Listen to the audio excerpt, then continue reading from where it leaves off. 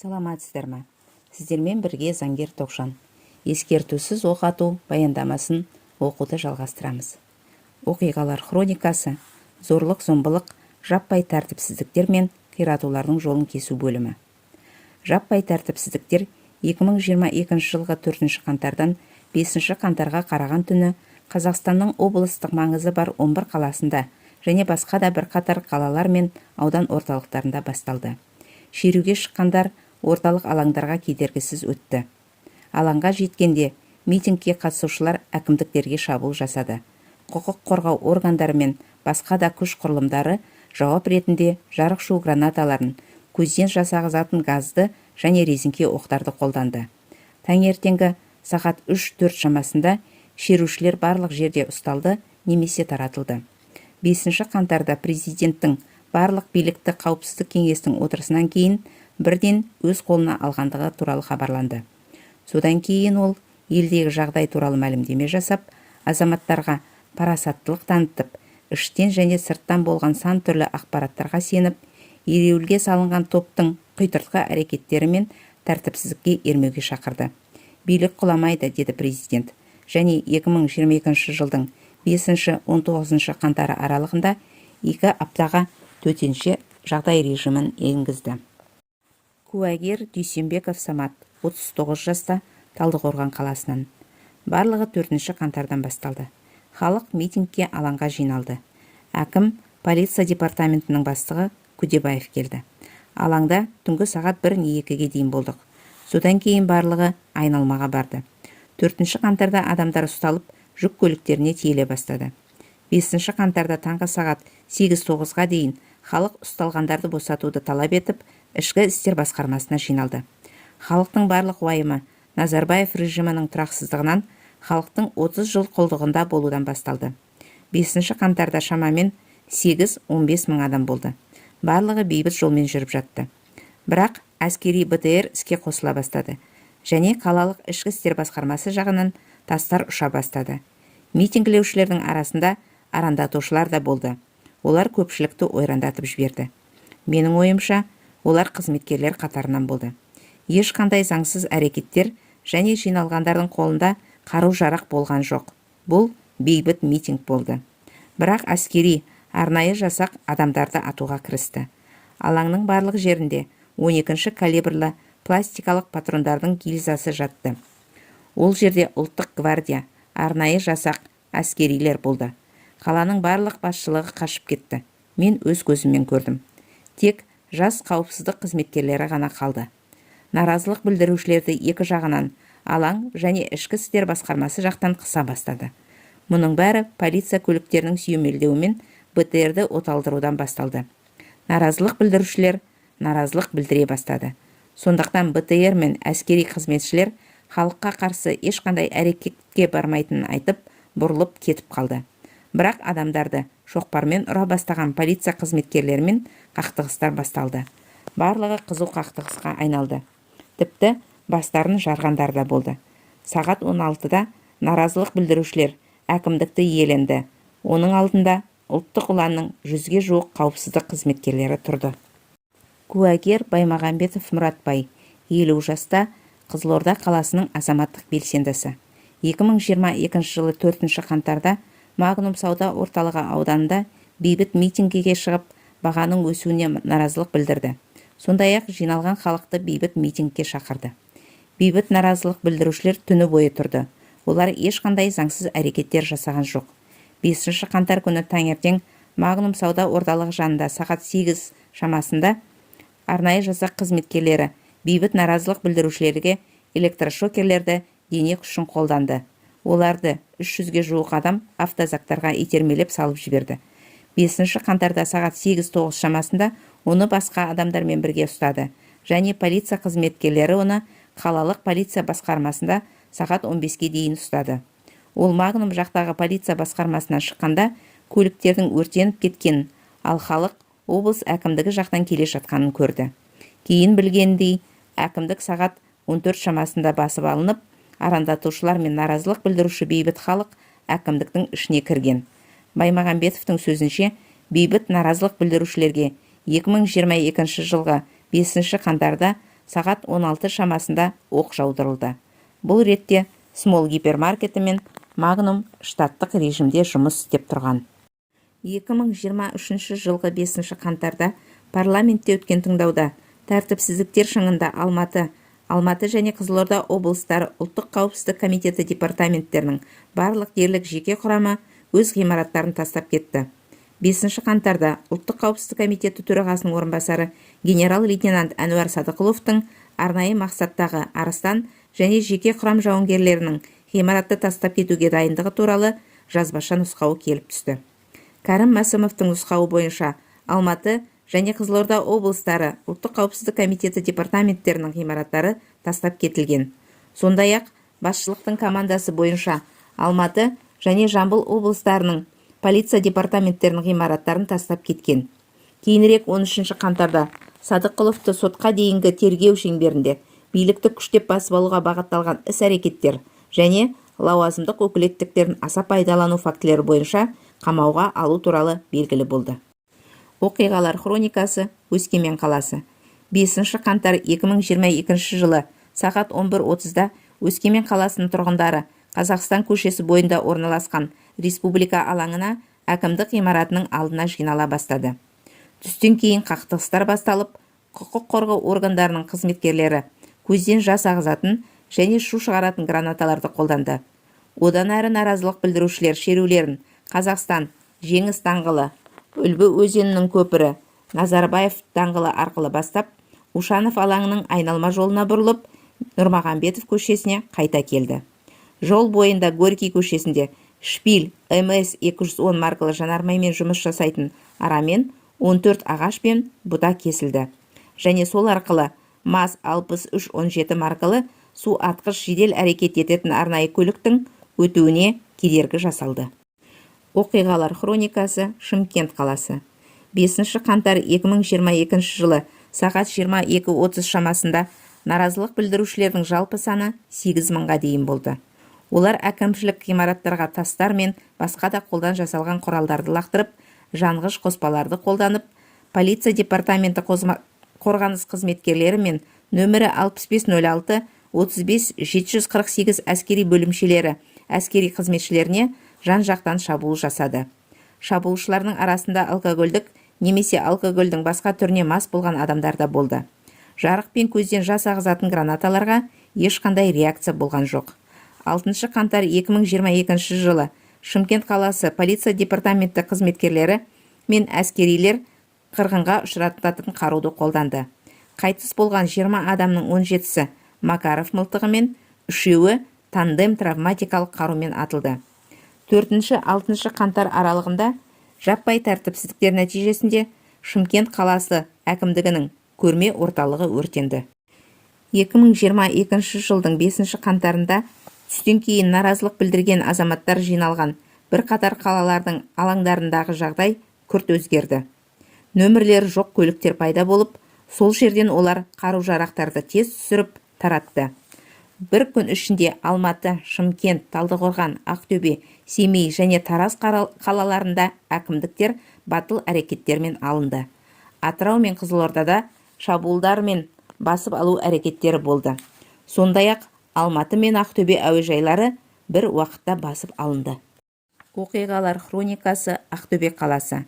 2022 жылы 4 қаңтарда борттық газель жүргізушілері Ақтөбе қаласының 312 атқыштар дивизиясы көшесінде орналасқан тұраққа жиналды. Сағат 12:20-да жүргізушілер Жилгородок базарына қарай бет алды. Бірақ жол жабық болғандықтан олар кептеліс тудырған Бейбітшілік даңғылындағы теміржол өткеліне бет алды. Нәтижесінде наразылық білдірушілердің саны артты. Сағат 14:00 шамасында наразылық білдірушілер Есет Батыр көшесіне шығып, облыстық әкімдік ғимаратының алдындағы алаңда жиналған наразылық білдірушілерге қосылды. 2022 жылғы 5 қаңтарда сағат 12:20-дан бастап облыстық әкімдік ғимаратының алдындағы алаңдағы митинг арандатушылардың күшімен жаппай тәртіпсіздіктерге ұласты. Ақтөбе облысының мамандандырылған күзет қызметі басқармасына, полиция департаментіне, облыс әкімдігіне елеусіз зақым келді. Оқиғалар хроникасы, Тараз қаласы. 4 қаңтар 2022 жылы адамдар Назарбаев атындағы алаң мен облыстық әкімдік ғимаратының алдында жиналып, өзекті әлеуметтік тақырыптарда сөз қозғады. Сағат 22:50 шамасында Төле би Тұрар Рысқұлов көшесі бойымен шеру басталды. Шерушілер аулаларға кірді және наразылық білдірушілер саны 2000-ға дейін өсті. Олар 5 қаңтар 2022 жылы сағат 00:15-те облыстық әкімдікке келді. Ұлттық ұланның номер 5513 әскери бөлімшесінің 80 әскери қызметшісінің ішінен қамал жоспары жарияланды. Арандатушылардың әрекеттерінің нәтижесінде бейбіт наразылық жаппай тәртіпсіздіктерге ұласты. Гонг жоспарына сәйкес, құқық қорғау органдары шу гранаталарын қолдана бастады. Сағат 22:00-ден кейін наразылық білдірушілер облыстық әкімдік ғимаратына басып кірді. Сондай-ақ Нұр Отан партиясының филиалы, Жамбыл облысы полиция департаменті, Ұлттық қауіпсіздік комитеті департаменті, Мемлекеттік кірістер департаменті ғимараттары зардап шекті. Алаңда БТР бронетехникасы мен Орал федерал арнайы автокөлігі болды. Дүкендер мен сауда орталықтарына шабуылдар басталды. Тонаушылар тауарларды әкетіп, банкоматтарды сындырды. Құқық қорғау органдары ірі қалалардың орталықтарында өртеніп кеткен көліктері мен арнайы техникаларын тастап кетті. 5-нен 6 қаңтарға қараған түні Алматыда тәртіпсіздік орнады. Жауынгерлік топтар мен бандиттік элементтер елді тонап, ретсіз атыс жүргізді.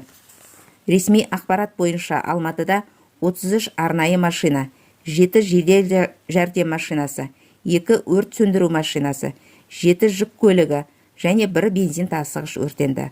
120 дүкен мен 80 тамақтану орны зардап шекті. Ел бойынша қаңтар 2022 барысында жалпы материалдық шығын 30 миллиард теңгені құрады. Оқиғалар хроникасы, Семей қаласы. 5 қаңтар 2022 жылы сағат 12 шамасында тұрғындар Спартак стадионының алдына жинала бастады. Содан кейін олар Қашағанов, Абай, Мұхамедханов, Қозбағаров көшелерімен шеруді бастап, орталық алаңға келді. Сонымен қатар шал кет, қазақтар алға, Назарбаев кетсін және тағы басқа ұрандарды айқайлады. Сағат 19 шамасында наразылық білдірушілер мен көзден жас ағызатын және жарықшу гранаталарын қолданған құқық қорғау органдарының қызметкерлері арасында қақтығыстар басталды. Содан кейін Семей қаласының әкімдігі басып алынды. Әкімдіктің алдында Ұлттық ұланның номері 5511 әскери бөлімшесінің Тигр маркалы броньды көлігі тұрды. Семей қаласының әкімдігінде және Шығыс Қазақстан облысы полиция департаментінде қиратулар болды. Сондай-ақ мемлекеттік органдар мен жеке ұйымдардың қалыпты қызметі бұзылды. Оқиғалар хроникасы, Атырау қаласы. 2022 жылдың 4 қаңтарында сағат 12 шамасында Аламан сауда үйі маңында 200-ге жуық белгісіз тұлға жиналып, көп ұзамай олардың саны 2000-ға жетті. Сағат 14:30 шамасында полиция белсенділерді ұстай бастады. Алайда митингке жиналғандар шабуылдап, автобусқа отырғандарды босатты. 2022 жылғы 5 қаңтарда сағат 14:10 шамасында Исатай Махамбет алаңына жиналған 2000-ға жуық адам облыстық әкімдік ғимаратына қарай бет алды. Онда полиция мен әскери қызметшілерді әкімдік ғимаратының оң жағына қарай итеріп, басты кіреберісті басып алды. Қаңтар оқиғаларының нәтижесінде облыстық әкімшілік ғимаратының мүлкі бүлініп, одан бірнеше заттар ұрланған. Алаңда Урал маркалы броньды автомобиль және Тигр маркалы броньды машиналар болды. 2022 жылғы 5 қаңтарда кешке президент Тоқаев Қазақстан халқына шұғыл үндеу жолдады. Онда елдегі жағдай қатты шиеленісті. Менің бірнеше рет тыныштыққа шақырғаныма қарамастан, өздерін наразылық акциясына қатысушылар деп атайтын жеке адамдар елдегі жағдайды шиеленістіруді жалғастыруда. Еліміздің аумағының жартысына жуығы тәртіпсіздіктерге ұшырады.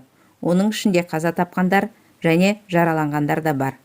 Қарақшылық элементтердің тобыры әскери қызметшілерді ұрып-соғып, оларды мазақ етті, дүкендерді тонады.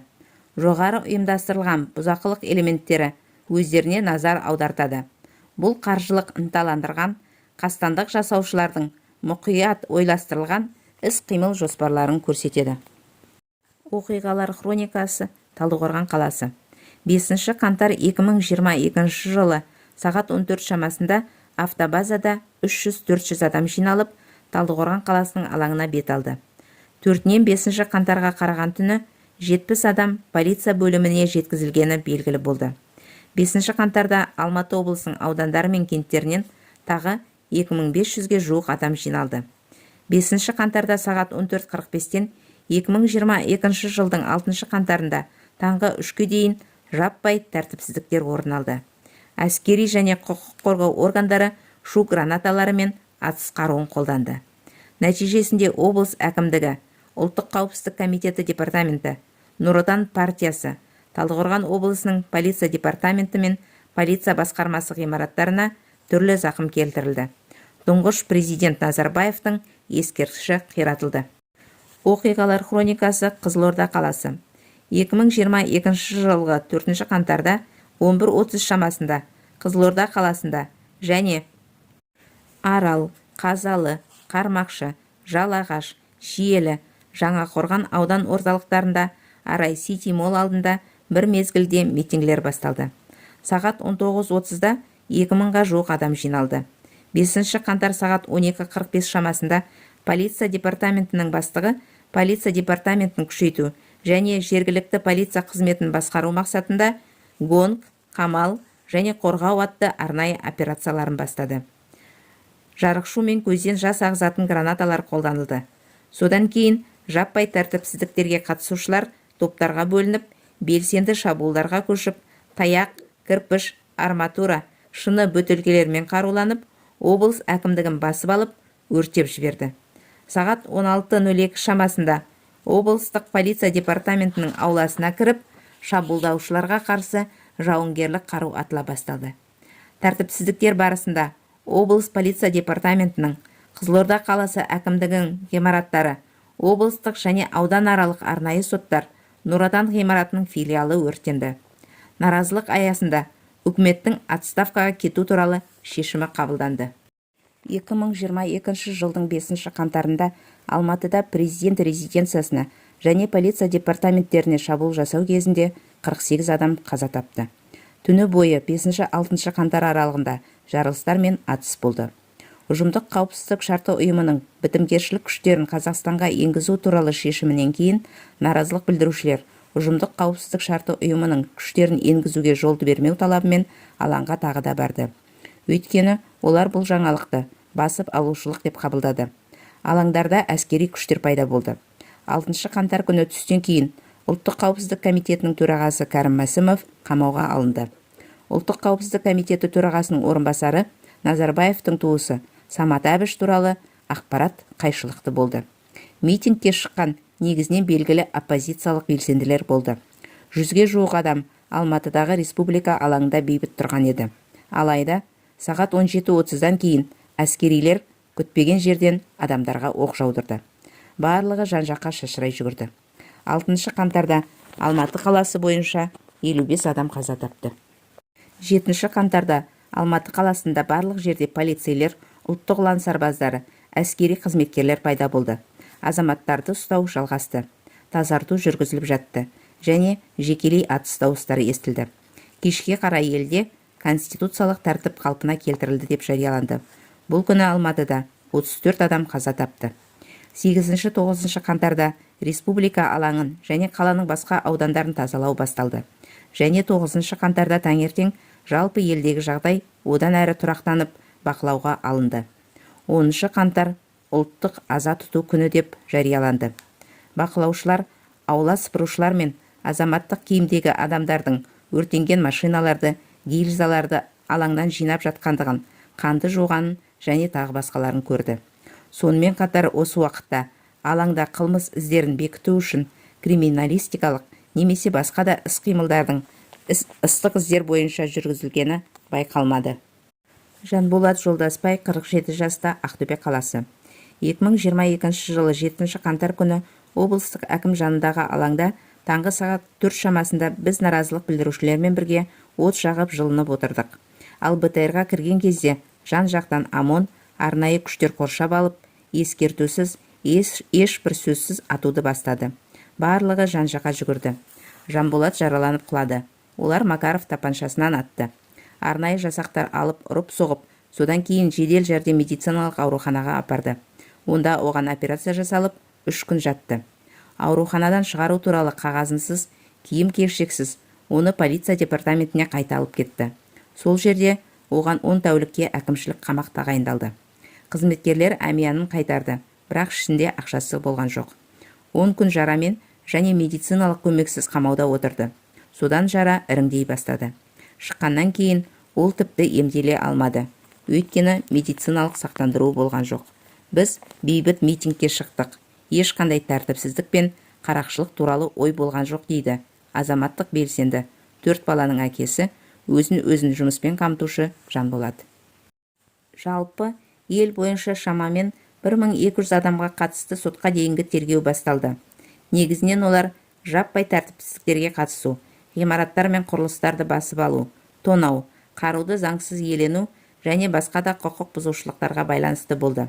Талдықорған, Тараз және Алматыда кәмелетке толмағандар ұсталды. Ұсталғандардың арасында балалар үйінің түлектері, сондай-ақ жұмыссыздар, жеке тасымалдаумен айналысатын жүргізушілер, жеке ведомстводан тыс құрылымдардың күзетшілері, әртүрлі фитнес орталықтар мен автокөлік жуу орындарының қызметкерлері, барахолкадан өзін-өзі жұмыспен қамтыған адамдар, пәтерлер мен кеңселерді евро жөндеумен айналысатындар және тағы басқалар болды. Сондай-ақ олардың ішінде азаматтық белсенділер мен оппозиционерлер де болды. 13 қаңтарда Қазақстан Республикасы ұлттық қауіпсіздік комитеті террористік қатердің төмендегені туралы мәлімдеді және терроризмге қарсы күрес жөніндегі республикалық жедел штаб 14 өңірде терроризмге қарсы операцияның аяқталғаны туралы хабардар етті. Бірақ Алматы қаласында, Алматы және Жамбыл облыстарында террористік қатердің қызыл деңгейі сақталынды. Онда террористер мен өзге де жаппай тәртіпсіздік кезеңіндегі қылмыстық іс-әрекетке қатысы бар адамдарды анықтау және ұстау жөніндегі шараларды іске асыру жалғастырыла берді. Белгілі адвокат Ақиқат қоғамдық комиссиясының төрағасы Айман Умарованың айтуынша, қаңтар айындағы жаппай тәртіпсіздіктерде Алматы қаласында наразылық білдірушілердің келесі топтары: бейбіт митингілер, қақтығыстар туғызу үшін ұйымдастырылған топтар, бейбіт тұрғындар мен құқық қорғау органдары арасындағы қақтығыстар, азаматтарды қорқыту, бұқаралық іс-шараларға қатысуға мәжбүрлеу үшін ұйымдастырылған топтар басшылары, команданы алатын маршруттардың басшылары, тәжірибелік дайындалған басып алу топтары, оның ішінде Умарова, Қазақстан Республикасы ұлттық қауіпсіздік комитетінің құқық қорғау органдары мен арнайы бөлімшелерінің қызметкерлері болуы мүмкін деп есептейді. Қазақстан Республикасы ұлттық қауіпсіздік комитетінің қызметкерлері митингке шыққан адамдарға ғимараттар мен қару-жарақ қалдырылғандықтан, оларды қаңтар айындағы оқиғаларды тергеуге қатысудан шығаруды сұрады. Сондай-ақ Умарова Қазақстан Республикасы ұлттық қауіпсіздік комитетінің қызметкерлері тәрбиелеген радикалды діни бірлестіктерде қатысты деп санайды. Ең бастысы, белгілі бір ықпалды топтардың жоспарларынан бейхабар бейбіт азаматтардың өздері билікті күштеп басып алу үшін олар арам ниетте қолданылды және бұған дайындық кем дегенде 2 жыл болған деп санайды. Қаңтардағы оқиғалар арнайы қызметтердің қатысуынсыз бола алмады. Бұл бүгінгі күнін айқын болып отыр. Ұлттық қауіпсіздік комитетінің кейбір департаменттердің қызметкерлері өз басшылығымен еш әрекетсіз отырғанымен ғана қоймай, қылмыстық топтарға белгілі бір жолмен көмектескені құпия емес. Бүлік кезінде тек бірнеше телеарналар жұмыс істеді және олар берген ақпарат өте аз болды. Сонымен қатар, қаңтардағы оқиғалар ұлттық қауіпсіздік комитетінің шексіз билігін неге әкелу мүмкін екенін көрсетті. Ұлттық қауіпсіздік комитеті өз беделін түсірді, сенімін жоғалтты. Оны реформалау немесе басқа қауіпсіздік органын құру қажет деп санаймын. Азаматтардың көпшілігі қаңтар айындағы оқиғалардың негізгі ұйымдастырушылары, бенефициарлары бостандықта жүргенін түсінеді деп тұжырым жасады Умарова.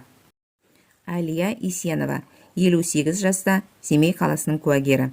Мен қала әкімімен кездесуге 2022 жылдың 5 қаңтарында сағат 15:00-де алдын ала Абай атындағы кітапханаға шақырылдым.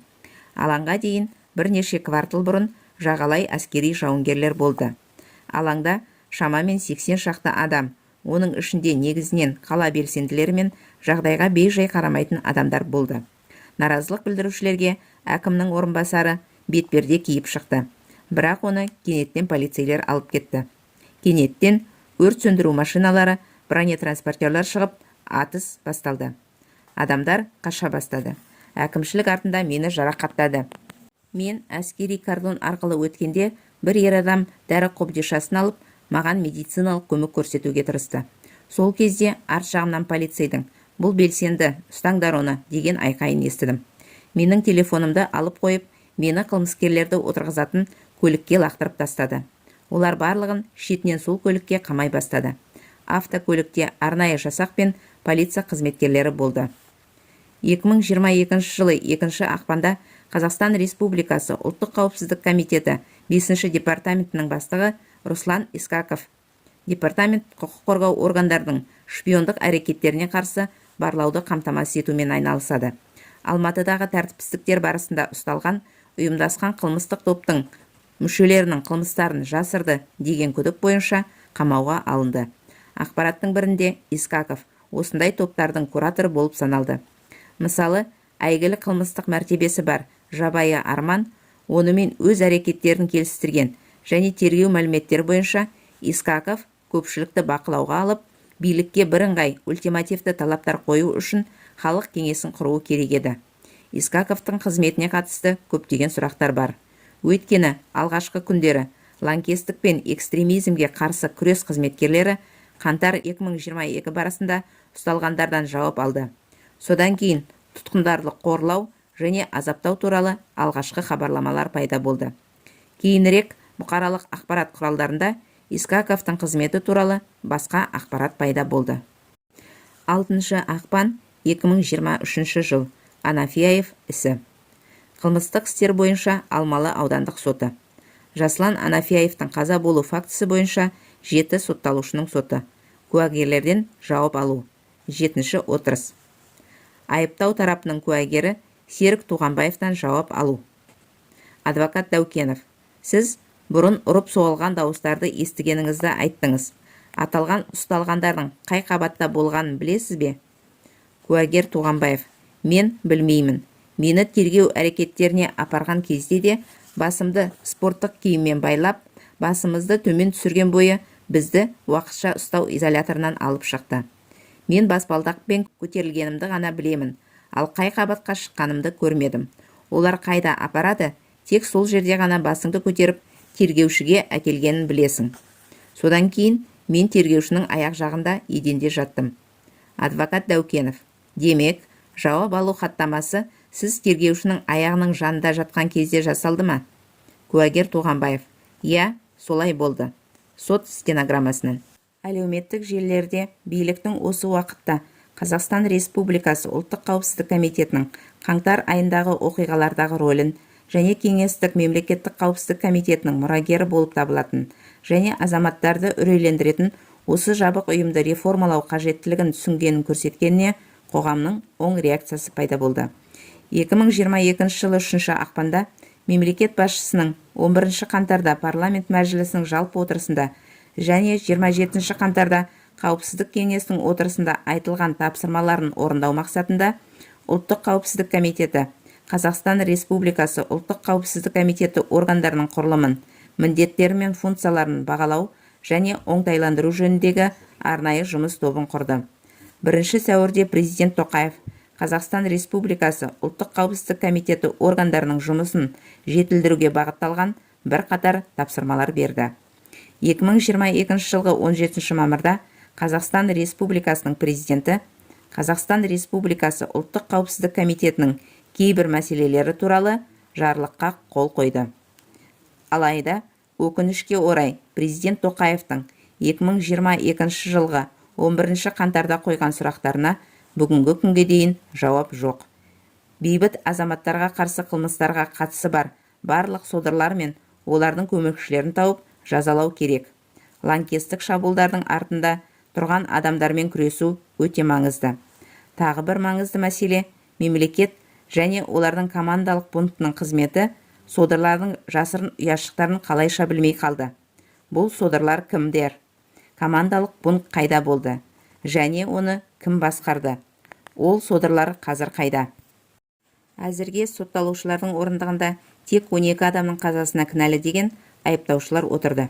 Шопан Қырықбаев, Сарбас Қайсаров, Ұлттық қауіпсіздік комитетінің полковнигі Әділбай, азаптау салдарынан қаза тапқан Анафияев, Мұқашев, Өтепбаев, Жұтабаев және Калиев, Сейітқұловтар отбасының 3 мүшесі және Әл-Фараби атындағы Қазақ ұлттық университетінің ректоры Түймебаевтың ұлы Қансейіт. Яғни, әзірге ресми танылған 238 адамның 12-сінің қазасына кінәлі болған айыптаушылар табылды. Қаңтар айындағы оқиғалар кезінде қаза тапқан адамдардың әрбір жағдайында адамның кез келген зорлық-зомбылық өлімі сияқты билік жан-жақты және объективті тергеу жүргізуге міндетті және өлім қаруы 1990 жылы Біріккен ұлттар ұйымы қабылдаған құқық тәртібін сақтау жөніндегі лауазымды тұлғалардың күш пен атыс қаруын қолданудың негізгі қағидаларына сәйкес құқық қорғау органдарының қызметкерлеріне немесе басқа азаматтардың өміріне тікелей қауіп төнуіне байланысты заңды түрде қолданылғаны даусыз анықталған жағдайда ғана тергеу тоқтатылуы мүмкін. Ал құқық қорғау органдары қызметкерлерінің әрекеттері заңды деп танылуы мүмкін. Алайда, мұндай тергеу шын мәнінде жүргізілген жоқ, немесе қандай жағдай болғанда да оның нәтижелеріне жәбірленушілер, құрбандардың туыстары, құқық қорғаушылар мен азаматтық белсенділер үлкен күмән келтіреді. Неліктен өлімге әкелетін күшті қолданғандар үшін және көптеген бейбіт наразылық білдірушілер мен кездейсоқ өтіп бара жатқан адамдардың өлімі үшін ешкім жауап бермейді деген сұрақтар жалғасуда. Неліктен қарулы топтардың мүшелері мен олардың ұйымдастырушылары әлі анықталмаған және тергелмеген? Неліктен қасақана оқ жаудырған әскерилер мен оларға оқ атуға бұйрық бергендер жауапқа тартылмайды?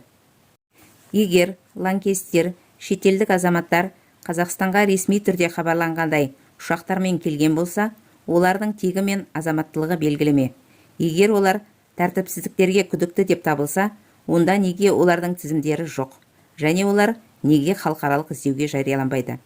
Арнайы қызметтер басқаратын кейбір ұйымдасқан топтарға қатысты көптеген сұрақтар бар. Қаңтар айындағы іс-шаралардың нәтижелері туралы ақпарат жоқ. Тәртіпсіздіктерді қоздырған арнайы топтар мен олардың кураторлары анықталды ма? Олардың қызметі тоқтатылды ма? Мұндай топтардың бар екенін қазақстандықтар көптен бері болжап келеді. Өйткені олардың көз алдында 2011 жылы өткен Жаңаөзен трагедиясы болды. Сол кезде де тәртіпсіздіктер ұйымдастырылып, бейбіт митингке шыққан мұнайшылар атылды. Сонымен қатар, мұндай наразылық білдірушілерді қудалау бойынша тәжірибе қаңтар 2022-ден кейін қолданылып жатыр. Мәселен, 2023 жылғы 9-нан 10 сәуірге қараған түні Жаңаөзен қаласында әкімдік алдындағы бейбіт наразылықты тоқтатуға тағы да қылмыстық элементтер қатысты. 2022 жылғы 10 қаңтарда сол кездегі мемлекеттік хатшы Ерлан Карин, менің ойымша, біз Қазақстанға қарсы жалпы тұрақсыздандыру және ықтимал мемлекеттік төңкерісті жүзеге асыру мақсатымен жасалған гибридті террористік шабуылға тап болдық. Бұл оқиғалардың барлығы бұрын көрген оқиғалар негізінде ескі үлгілер бойынша бағаланады. Біреу түсті және барқыт революциялармен салыстырады. Бірақ Қазақстанға қатысты бұл сценарийлер тиімсіз болды. Дегенмен, біздің еліміздегі жағдайлар басқаша. Биліктің ұстанымы және басқа да бірқатар мәселелер жеткілікті түрде тұрақты. Олар түсті революциялардың классикалық нұсқаларын жүзеге асыруға мүмкіндік бермейді. Сайып келгенде, Қазақстанда мүлдем басқа модель сыналды. Бұл радикалды және террористік топтарды қолданумен жағдайды тұрақсыздандырудың басқа бір сценарийі болды. Қазақстанның барлық қалаларында диверсиялық топтардың әрбір әрекеті мұқият жоспарланды. Ол, елдегі жағдайды тұрақтандыру жұмыстары аяқталған кезде барлық себептер мен мән-жайларға тергеу жұмыстары жүргізілетін болады деп сендірді. Содан кейін қалай дамығанын, қалай жоспарланғанын толық айтып хабарлауға болады. Бірақ бәрі қалай тез дамығанына, мұның бәрі қалай мұқият ұйымдастырылғанына және осы топтардың барлығы қалай әрекет еткеніне байланысты. Әрине, әр оқиға белгілі бір үлкен жоспардың бөлігі болды деп айтуға болады. Себебі әртүрлі аймақтардағы әртүрлі топтардың әрекеттері тіпті бір аймақта бір алгоритм мемлекеттік органдарды, құқық қорғау органдарының ғимараттарын басып алу бойынша ұқсас міндеттер, қару-жарақ акциялары, байланыс құралдарына бағытталған соққылар, жолдарды, инфрақұрылымдық нысандарды жабу үшін қаншалықты мұқият жоспарлау мен дайындықты талап ететіндігін сіз көз алдыңызға елестетесіз. Аяқ астынан барлығын өздігінен дамыту және бұйрық беру мүмкін емес. Қаңтар 2022 оқиғасынан кейін бір жылдан астам уақыт өткен соң да бәрін нақтылау туралы уәделер орындалған жоқ. Назарларыңызға рахмет. Жалғасы бар. Аман сау болыңыздар.